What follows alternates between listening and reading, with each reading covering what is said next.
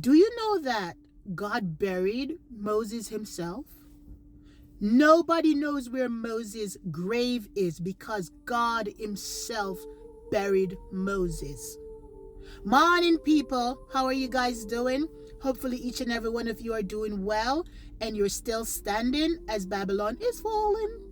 So this morning I was led to read Deuteronomy 33, the end of Deuteronomy 33 to Deuteronomy 34. And in 33, the end, Moses was issuing blessings.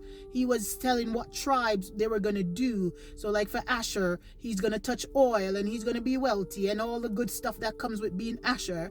And then, the other tribes. But then when you got to 34, this is where Moses is about to pass. And God took Moses and showed him all the land that the children of Israel was going to inherit. But he was not going to be part of it. Joshua was going to be the one who take the children into the land of promise. Because Moses' disobedience changed the ending of his life story. I always say to people, it takes one person, only one person, one act, one book, one moment to change your life. And Moses' life story, the end of Moses' life story was changed by disobedience, one act of disobedience to God. God told Moses to speak to the rock, and Moses struck the rock. And when Moses struck the rock, God said to him, because you did not obey me, you're not going to enjoy the land of promise. You will not go into the land of promise. So all these years of him leading the people in Israel in 40 years in the wilderness, and yet still he did not get to the end of the promise because of one act of disobedience. God told him before to strike the rock, and he struck it and water came.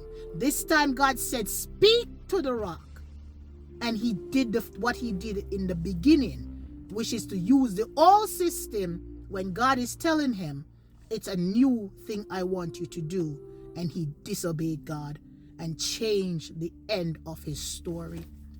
And then I started thinking about it for myself, and I said to myself, there are some things in my life that God told me to do years ago, and I did not, because I'm listening to people, I'm listening to, voices, old programming, and I didn't listen. I don't know what the repercussions from my story will be because I didn't listen at the time. And then I started to think about other people. How one moment, one person, one situation, one thing that they did or do, and how it changed the entire trajectory of their life. When I sat down and I read that story this morning, I kept thinking, my God. As you guys know, I'm fascinated by the Bible. I love the Bible. I love the Word of God. And I always say that the Bible will teach you how to live. And sometimes God is calling us to do something. But because we listen to other people's voices, we miss our blessing. Because of disobedience, we miss our blessing. And then I started thinking to myself, I hope I didn't miss my blessing because, I was disobedient. So I'm just leaving this message with you guys today. If God tells you to move, sometimes it sounds and it looks really strange because it's irrational move God tells you to do. Do it. Because one thing I have realized and I've come to know with God is not going to give you a net before you jump. He's going to give you the net. He's going to supply the need after you apply the faith.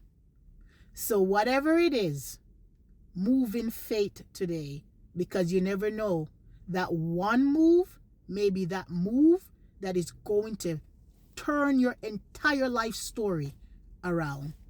Anyway, guys, have a blessed day. And again, Happy New Year to all the people.